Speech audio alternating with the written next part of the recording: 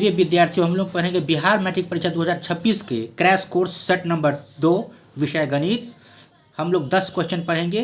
इसी 10 क्वेश्चन में बहुत सारा ऐसा क्वेश्चन है जो सेम डिजिट के साथ आपको सीधा एग्जाम में टकराएगा, इसलिए वीडियो में अंत तक बने रहें। शुरू करते हैं। पहला सवाल है, यदि tan a बराबर 4/3 हो तो कोण a का त्रिकोणमितीय अनुपात ज्ञात करें। तो सबसे पहले हम लोग यहाँ लिखेंगे हल, और हल में लिख लेंगे tan a बराबर कितना दिया हुआ है 4/3, यहाँ लिख लेंगे 4/3। तो tan थीटा बराबर क्या सूत्र होता है? tan थीटा बराबर सूत्र होता है लंब बट्टे आधार होता है। यहाँ लिख भी सकते हैं सूत्र इसका, लंब बट्टे आधार।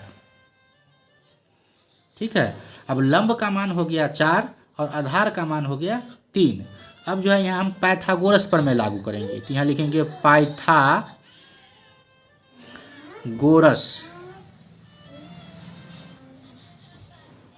प्रमेय से।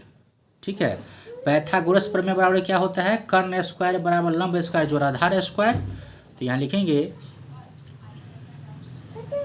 कर्ण स्क्वायर बराबर लंब स्क्वायर जोड़ आधार स्क्वायर।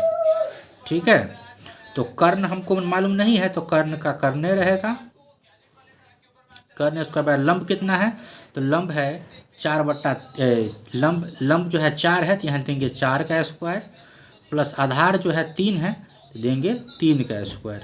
ठीक है, बराबर 4 का स्क्वायर कितना हो जाएगा? 4 का हो जाएगा 16, प्लस 3 का स्क्वायर हो जाएगा 9, यानी कर्ण स्क्वायर बराबर हो जाएगा 16 + 9।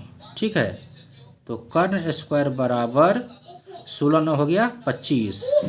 अब जो है स्क्वायर हटाएंगे तो अगला पे रूट हो जाएगा। तो यहाँ लिख देंगे कर्ण बराबर √25। इसीलिए कर्ण बराबर कितना हो गया? तो 25 का वर्गमूल होता है 5 हो गया। ठीक है, तो यह प्रश्न में हमको पूछ रहा है कि त्रिकोणमितीय अनुपात ज्ञात करें। तो त्रिकोणमितीय अनुपात मतलब होता है कि tan थीटा छोड़ करके बाद बाकी जितना है, जैसे साइन हो गया, कॉस हो गया, कॉट हो गया, सेक हो गया, कोसेक हो गया, तो सबका मान निकालना है। तो चलिए बारी बारी से हम सबका मान निकाल लेते हैं। तो सबसे पहले हम साइन का निकालते हैं। यहाँ लिखते हैं अब साइन a बराबर, तो साइन थीटा बराबर सूत्र क्या होता है? तो होता है लंब बटे होता है कर्ण। ठीक है, चलिए लंब कितना हमको मालूम है? तो लंब है 4 मालूम, तो लंब के जगह पे लिखेंगे 4, और कर्ण कितना आया है 5, तो यहाँ लिखेंगे 5, 4/5 हो गया। इस बार चलिए कॉस a का निकाल लेते हैं। कॉस a बराबर, तो कॉस का सूत्र क्या होता है? आधार बटे कर्ण होता है, तो लिखेंगे आधार बटे कर्ण। तो आधार कितना है? तो आधार है हमारा 3 और कर्ण कितना है 5, तो कितना हो जाएगा? 3/5 हो जाएगा। इसके बाद हम निकाल लेते हैं कॉट का। यहाँ लिखेंगे कॉट a बराबर, तो कॉट थीटा बराबर सूत्र क्या होता है? कॉट थीटा बराबर होता है आधार बटे लंब। यहाँ लिख लेंगे आधार बटे लंब। तो आधार कितना है? आधार 3 है, और लंब कितना है? तो लंब 4 है, तो 3/4 हो गया। उसी तरह से निकाल लेंगे सेक का, सेक a बराबर, तो सेक थीटा बराबर क्या होता है? सेक थीटा होता है कर्ण बटे आधार, लिख लेंगे कर्ण बटे आधार। ठीक है, तो कर्ण कितना है? कर्ण निकला है 5, आधार कितना है? आधार है 3, तो 5/3 हो जाएगा। उसी तरह से कौशिक a का लिख लेंगे, COSEC a, कौशिक के बराबर क्या होता है? यानी कौशिक थीटा बराबर होता है कर्ण बटे लंब, है ना, कर्ण बटे लंब होता है। तो कर्ण तो 5 है और लंब कितना है? तो लंब है 4, तो हो गया 5/4। और tan थीटा का तो मान दिया ही हुआ है, tan थीटा का 4/3 दिया ही हुआ था यहाँ, इसे tan का नहीं निकालना है। tan के छोड़ करके बाद बाकी हो गया 1 2 3 4 5 गो का, ये सब क्या हो गया? आंसर हो गया। तो ये सारा का सारा जो है त्रिकोणमितीय अनुपात का आंसर हो गया। इस तरह से जो है ये सवाल कंप्लीट हो गया। चलिए नेक्स्ट सवाल पे चलते हैं, सवाल नंबर 2 पे। सवाल है बहुपद 6x² माइनस 11x प्लस 3 के शून्यकों का योगफल तथा गुणनफल ज्ञात करें। ठीक है, तो यहाँ हम लिखेंगे सबसे पहले हल और लिखेंगे बहुपद 6x² माइनस 11x प्लस 3 इतना है। तो इसमें a बराबर कितना है, तो यहाँ लिख लेंगे a बराबर 6 है, लिख लेंगे 6 कॉमा। b बराबर कितना है, तो b बराबर -11 है, तो लिख लेंगे -11 कॉमा। c बराबर कितना है, तो c बराबर है 3, तो यहाँ लिख लेंगे c बराबर 3। अब यहाँ लिखेंगे हम जानते हैं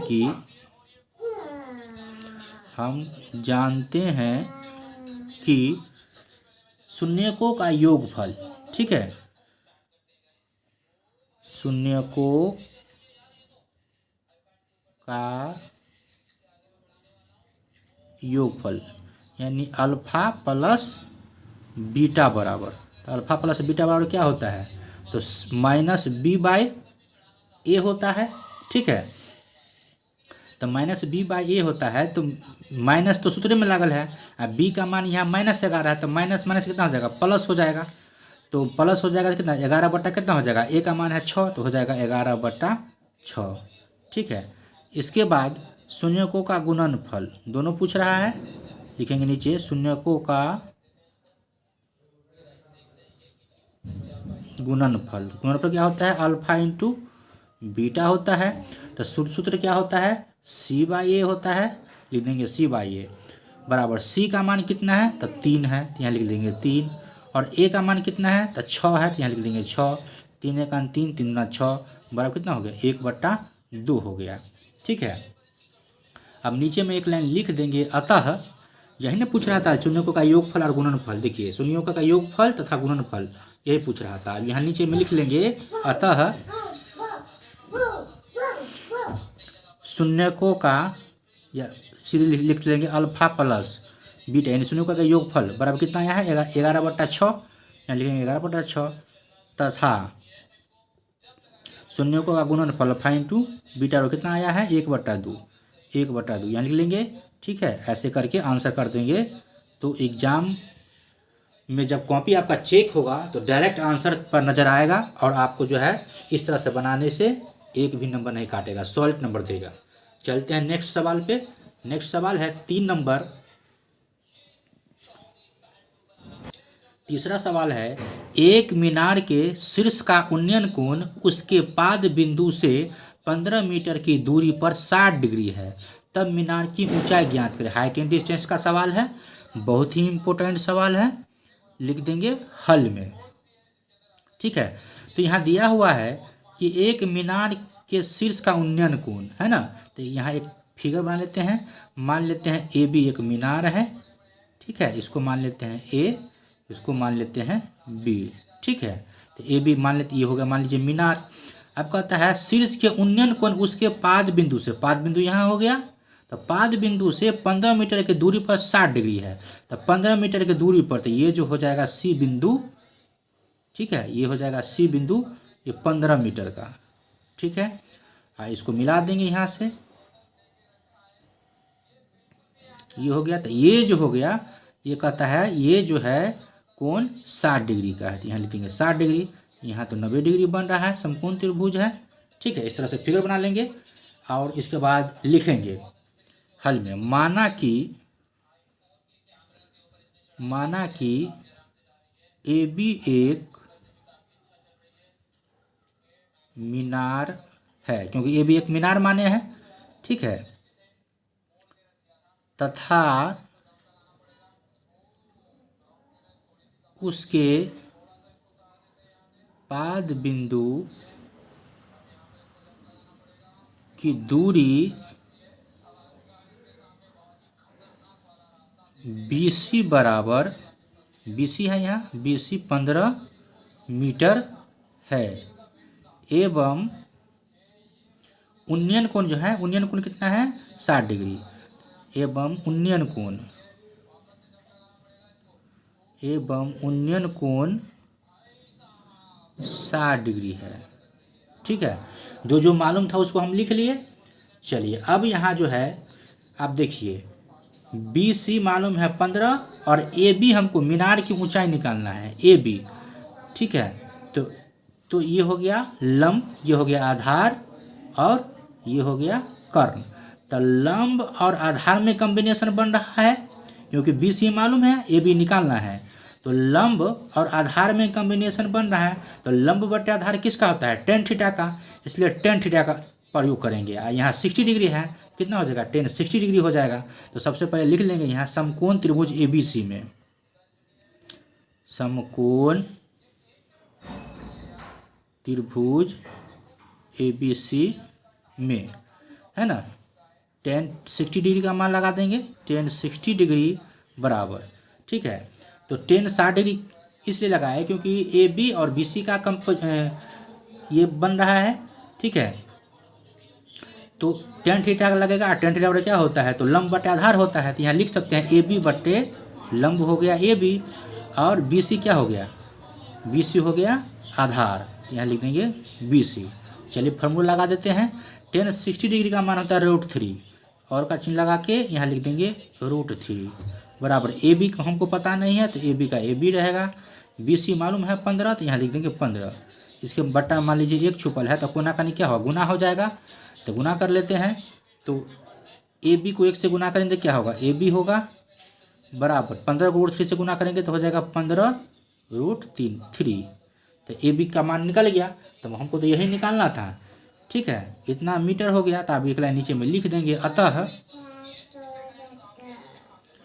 मीनार की ऊंचाई पूछ रहा था, लिख देंगे अतः मीनार की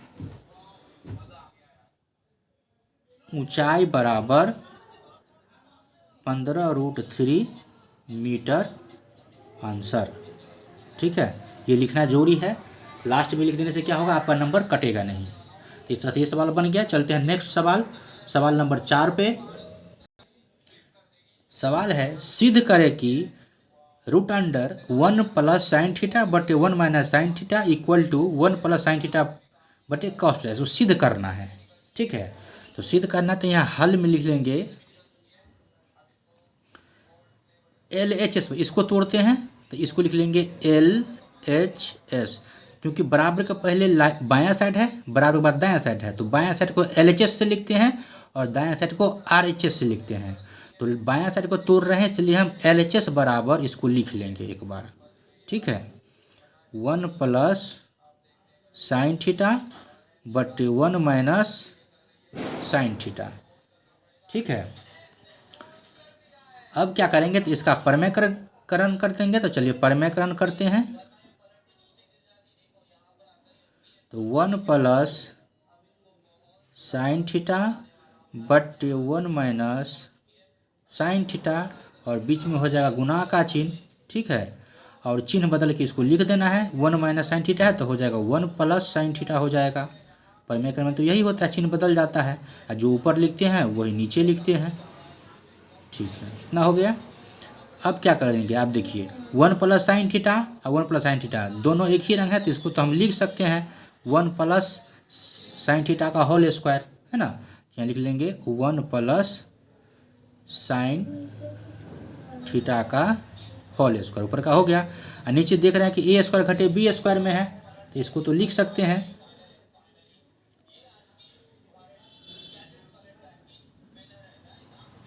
एक का स्क्वायर घटे साइन थीटा का स्क्वायर। इसको तो आराम से लिख सकते हैं ऐसे। चलिए, ये ब्रैकेट पूरा में रहेगा, ये दोनों जो है बट्टा में ब्रैकेट रहेगा। चलिए, अब इसको जो 1 प्लस साइन स्क्वायर थीटा है इसको अभी वैसे ही रहने देते हैं। ठीक है, 1 प्लस साइन थीटा का होल स्क्वायर, और ये हो जाएगा 1 का स्क्वायर 1 और माइनस साइन स्क्वायर थीटा का साइन स्क्वायर थीटा। इसको ब्रैकेट हटा के लिख लेते हैं। कितना हो गया? अब देखिए, अब 1 माइनस साइन स्क्वायर थीटा जो है 1 माइनस साइन स्क्वायर थीटा क्या होता है? तो यहाँ लिख देते हैं। इसीलिए 1 माइनस साइन स्क्वायर थीटा बराबर होता है cos square theta. Cos square theta ये होता है। तो ये सूत्र क्या करेंगे? ये सूत्र हम यहाँ लागू कर देते हैं। तो चलिए, ऊपर का ज्यों का त्यों वैसे ही लिखा रहेगा, 1 प्लस साइन थीटा का होल स्क्वायर अब बट्टे हो जाएगा कॉस ए, यानी 1 माइनस साइन स्क्वायर थीटा बराबर होता है कॉस स्क्वायर थीटा। तो यहाँ लिख देंगे कॉस स्क्वायर थीटा। इतना हो गया। अब देखिए इसमें भी स्क्वायर है, इसमें भी स्क्वायर है, तो दोनों स्क्वायर से ये क्या होगा, रूट कट जाएगा, क्योंकि रूट के अंदर में बट्टा है। तो ये स्क्वायर से ये स्क्वायर से भी ये कटेगा, इससे भी ये कटेगा, है ना। तो जब ये दोनों का स्क्वायर हट जाएगा तो क्या बच जाएगा, स्क्वायर भी हटेगा और रूट भी कटेगा, तो हो जाएगा बच जाएगा 1 प्लस साइन थीटा। यहाँ लिख देंगे 1 प्लस साइन थीटा, यानी कॉस स्क्वायर थीटा नीचे में है, ठीक है। तो स्क्वायर हट जाएगा तो क्या बचेगा, कॉस थीटा बच जाएगा, ठीक है। इसको चाहे तो ऐसे भी काट सकते हैं, इसे कट गया ये, तो बच गया 1 प्लस साइन थीटा बट्टे 1 बट्टे कॉस थीटा। तो यही तो हमको सिद्ध करना था।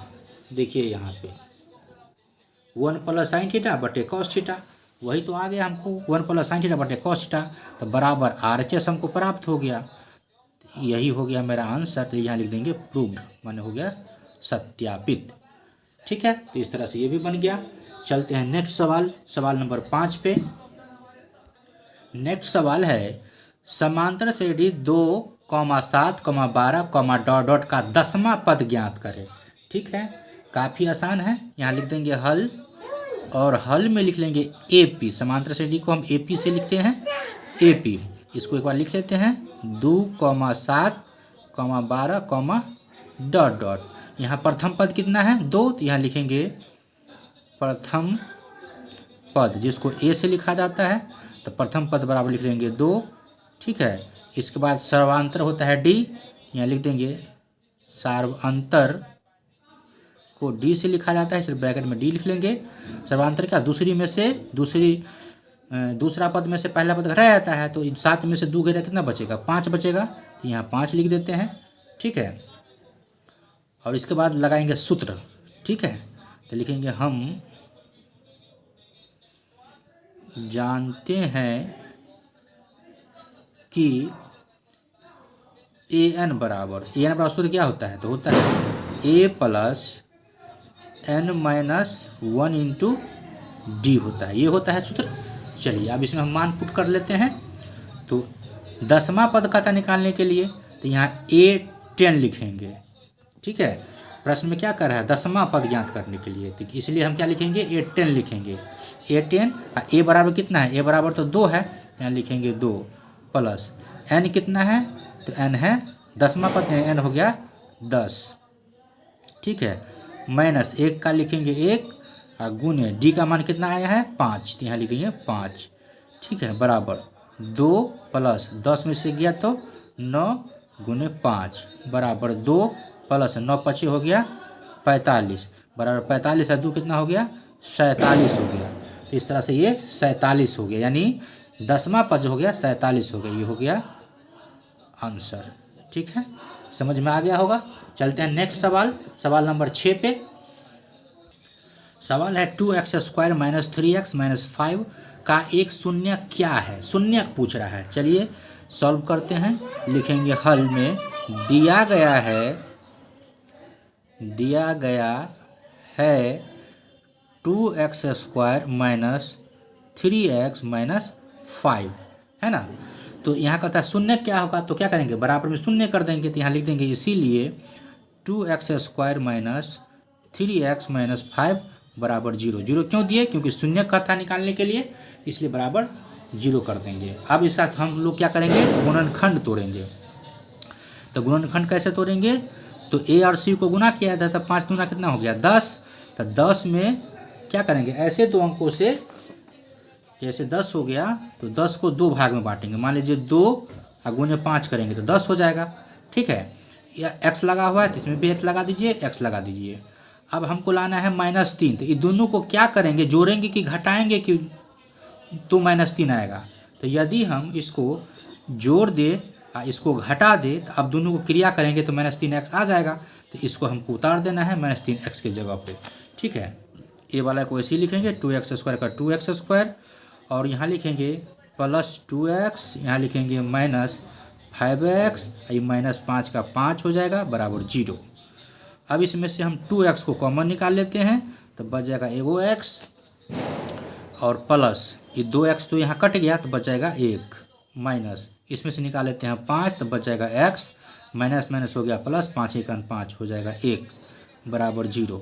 अब इसको अलग अलग लिख लेंगे, दोनों में से एक को कॉमन ले लेंगे, x प्लस 1 हो गया, एक हो गया 2x माइनस 5, यहाँ लिखेंगे 2x माइनस 5 बराबर हो जाएगा 0। ठीक है, इसके बाद क्या करेंगे, दोनों को अलग अलग कर लेंगे। ये 0 दोनों के लिए है तो इसको भी बराबर में 0 कर लेंगे, इसको भी बराबर में 0 कर लेंगे। तो यहाँ लिखेंगे जब x प्लस 1 बराबर 0 तो इसीलिए x बराबर हो जाएगा -1, क्योंकि बराबर के बाद उधर जाएगा तो -1 हो जाएगा। इधर लिख देते हैं जब 2x माइनस 5 बराबर 0 है ना, तो 2x बराबर कितना हो जाएगा, बराबर के बाद उधर जाएगा तो प्लस में आ जाएगा, तो इसीलिए x बराबर हो जाएगा 5/2 इतना आ जाएगा। ठीक है, तो 2 शून्य हमको मिल गया। यहाँ लिखेंगे अतः शून्य के बराबर, शून्य के तो पूछ रहा था, शून्य कितना आया, शून्य का आया -1 और कमा 5/2 आया, यही आंसर हो गया। इस तरह से लिख देंगे। लास्ट में ये लाइन लिखना अनिवार्य है, जरूर लिखिएगा नहीं तो नंबर काटेगा। चलते हैं नेक्स्ट सवाल, सवाल नंबर 7 पे। नेक्स्ट सवाल है सवाल नंबर 7, बहुपद x² माइनस 11 के शून्य का मान ज्ञात कीजिए। तो बहुपद इतना दिया हुआ है तो हल में लिख देंगे बहुपद x² माइनस 11। ठीक है, तो जब ये शून्य का था तो बराबर में शून्य करना पड़ेगा, तो यहाँ लिखेंगे इसीलिए x बराबर -11 बराबर 0। ठीक है, अब ये हो जाएगा x² बराबर, ये बराबर से पहले माइनस में है, उधर जाएगा तो प्लस में आ जाएगा 11। ठीक है, इतना हो जाएगा। अब स्क्वायर हटाएंगे तो क्या हो जाएगा, तो हो जाएगा रूट में 11, यानी इसको लिख सकते हैं प्लस माइनस √11 लिख सकते हैं। ठीक है, प्लस माइनस मतलब हो गया प्लस में भी है और माइनस में भी है, दोनों में है। ठीक है, तो यहाँ लिख देंगे अतः बहुपद के शून्यक √11 प्लस में हो जाएगा, एगो हो जाएगा माइनस में √11, ये 2 शून्यक हो गया, ये आंसर हो गया। ये लास्ट में लिखना अनिवार्य है। सवाल कितना इजी है, लेकिन लिखने में मिस कीजिएगा नंबर फट से काट लेगा आप, इसलिए अच्छा से लिखिएगा। चलते हैं नेक्स्ट सवाल, सवाल नंबर 8 पे। सवाल है 66 cm परिधि वाले वृत्त के चतुर्थांश का क्षेत्रफल ज्ञात कीजिए। ठीक है, तो सबसे पहले जो जो मालूम है हम यहाँ लिख देंगे हल में, लिख देंगे हल में दिया गया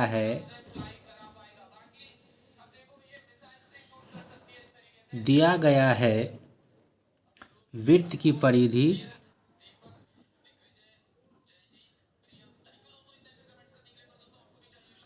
परिधि बराबर कितना है 66 cm। ठीक है, तो वृत्त की परिधि सूत्र होता क्या है, तो यहाँ सूत्र लगा देंगे, वृत्त की परिधि बराबर होता है 2πr होता है। ठीक है, 2πr होता है। अब परिधि दिया है 66, यहाँ हम सूत्र लगा देते हैं, तो लिखेंगे 2πr बराबर 66, इतना लिख लेंगे। इसके बाद 2 का 2a रहेगा, गुने पाई का मान हो जाएगा 22/7। ठीक है, और का चिन्ह लगा लेंगे, तो यहाँ लिखेंगे 22/7 और गुने r का r बराबर 66 का 66। अब इसको गुना कर लेते हैं, तो 22 दूना 44 r हो जाएगा, तो यहाँ लिखेंगे 44r/7 बराबर हो जाएगा 66। ठीक है, अब हमको जब बट्टा में मान लीजिए 1 छुपल है, तो 44r को गुना करेंगे 1 से, तो कितना होगा 44r हो जाएगा, बराबर हो जाएगा ये 66 गुने 7 हो जाएगा। इसमें से हम r निकाल लेते हैं, तो r जब हम निकाल लेंगे तो हो जाएगा 66 गुने 7 बटे हो जाएगा 44, तो 11 छक्के 66 हो गया, 11 चौका 44 हो गया। ठीक है, अब यहाँ लिखेंगे इसीलिए r बराबर, तो 6 सत्ते हो गया कितना, अच्छा और कटेगा, ये 3 दूना 6 हो जाएगा, हो जाएगा 2 दूना 4। अब हो गया 3 गुने 7, 7 तिया हो गया कितना 21/2, 21/2 हो गया। अब इसको हम भाग भी लगा सकते हैं, तो भाग लगाएंगे तो कितना होगा 10.5 हो जाएगा। और नहीं तो ऐसे यहाँ भी छोड़ देंगे, ठीक है, यहाँ भाग लगा देते हैं, तो यहाँ लिख देते हैं, क्योंकि गणित कहता है जहाँ तक क्रिया हो सके अंतिम तक करना चाहिए। यहाँ तो 2 से 21 में भाग देंगे तो 10.5 cm आंसर हो जाएगा। 10 cm इतना हो जाएगा। अभी आंसर नहीं हुआ, देखिए आगे प्रश्न में और कह रहा है, तो वृत्त के चतुर्थांश ज्ञात करें। वृत्त के चतुर्थांश का क्षेत्रफल ज्ञात कीजिए। तो वृत्त के चतुर्थांश का क्षेत्रफल क्या होता है, यहाँ लिखेंगे प्रश्न से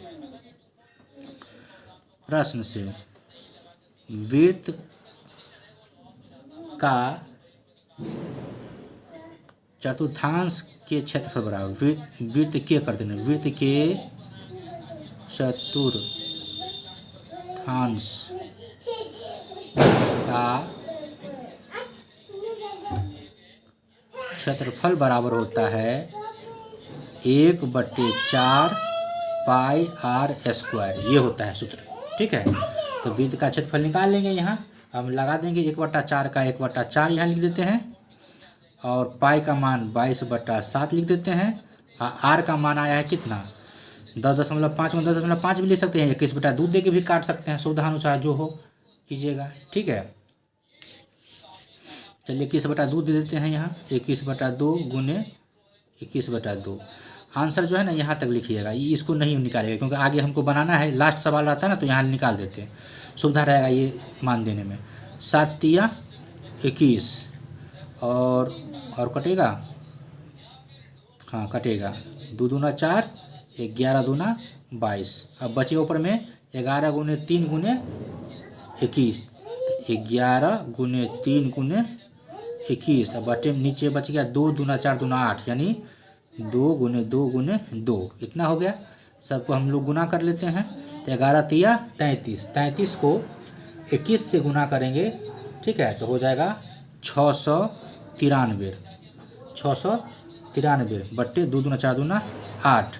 जब इसको हम भाग लगाएंगे तो हो जाएगा 86.625। और क्षेत्रफल का आधा निकालने के लिए cm में है तो cm स्क्वायर, ठीक है, हो जाएगा आंसर, ठीक है, ये आंसर हो गया। और यहाँ जो हम त्रिज्या निकाले थे r, यहाँ पर cm कर देना है, ये लिखना जरूरी है। तो इस तरह से ये सवाल कंप्लीट हुआ। चलिए आप चलते हैं नेक्स्ट सवाल नंबर 9 पे। नेक्स्ट सवाल है, काफ़ी इंपॉर्टेंट सवाल है, किसी श्रेणी का तीसरा पद 5 और 7वां पद 9 है तो श्रेणी ज्ञात करें, है ना। श्रेणी ज्ञात करना है तो हम हल में लिख लेंगे, दिया गया है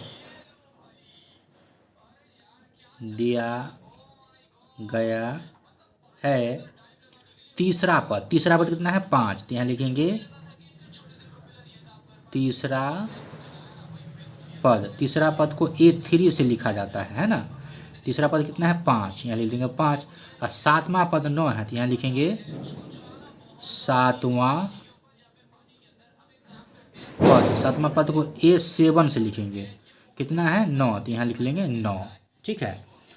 चलिए अब तीसरा पद को हम कितना लिख सकते हैं, तो यहाँ लिख सकते हैं, इसलिए A3 बराबर लिख सकते हैं A+2D। तीसरा पद को तो A+2D लिखा जाता है, बराबर 5 है, तो यहाँ लिख देंगे बराबर 5, ये हो जाएगा समीकरण 1, ठीक है।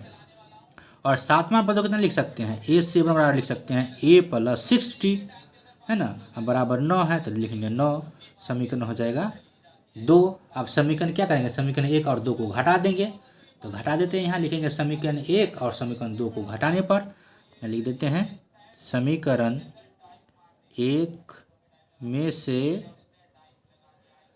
समीकरण 2 को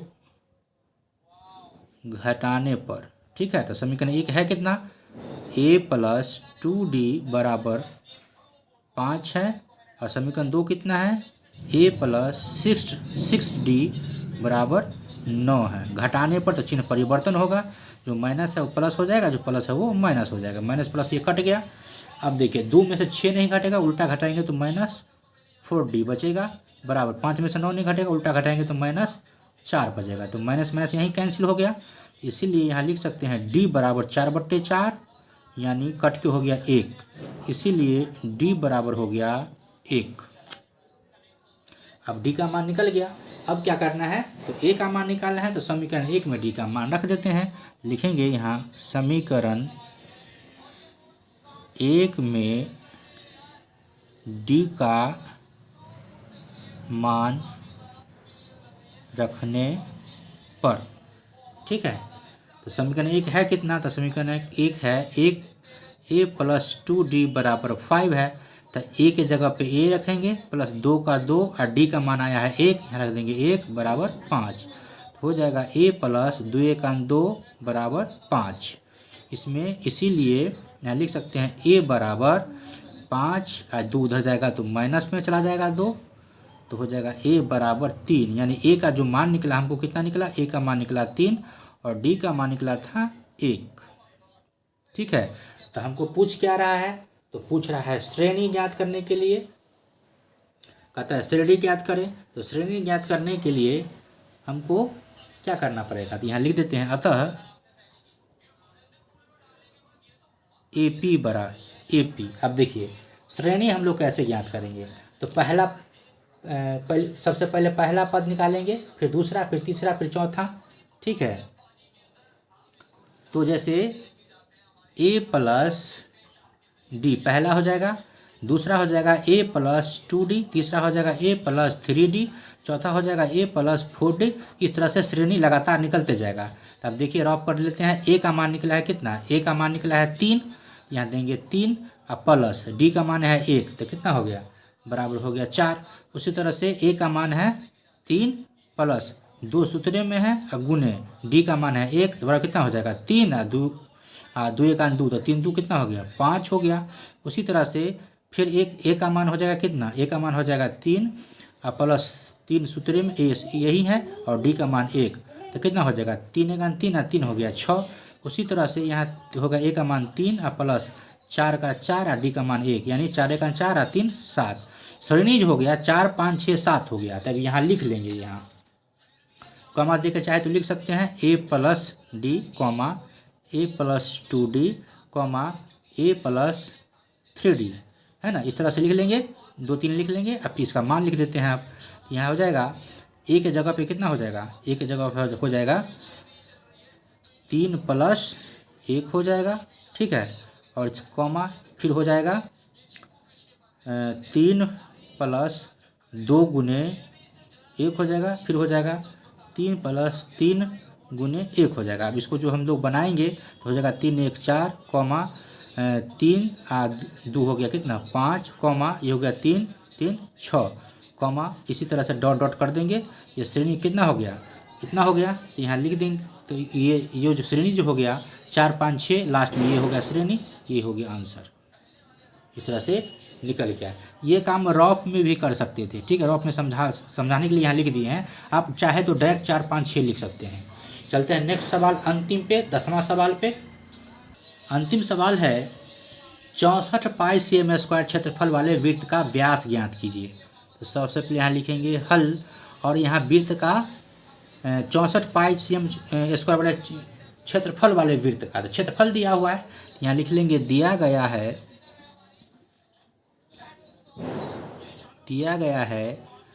64 वृत्त का क्षेत्रफल, यहाँ लिख देंगे वृत्त का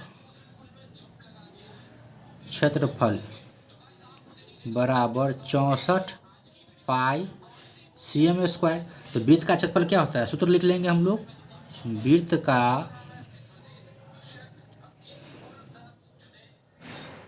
क्षेत्रफल होता है πr², ठीक है।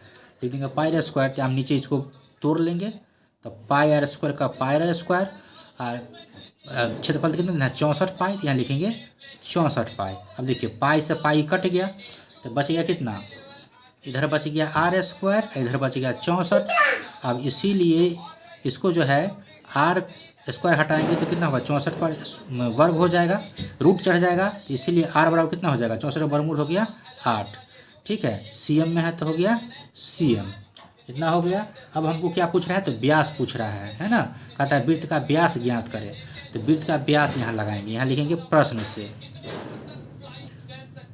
प्रश्न से वृत्त का व्यास बराबर, वृत्त का व्यास क्या होता है सूत्र, 2r होता है, 2r दे देंगे बराबर 2 का 2, r का मान आया है 8, देंगे 8 बराबर r दूना हो गया 16, तो हो गया 16 सेंटीमीटर यानी cm, ये आंसर हो गया। इस तरह से दूसरा सेट कंप्लीट हो गया। आशा है कि आप लोग अच्छे से समझ गए होइएगा। अभी तक हमारे यूट्यूब चैनल को सब्सक्राइब नहीं किए हैं तो सब्सक्राइब कर लें और लाइक एवं शेयर ज़रूर करें। ज़्यादा से ज़्यादा कमेंट भी करें कि आप लोग को ये वीडियो कैसा लग रहा है, समझ में आ रहा है कि नहीं। कमेंट में कमेंट कीजिएगा, तब ना हमको समझ में आएगा कि आप लोग समझ रहे हैं कि नहीं। ठीक है, तो कमेंट भी करना है।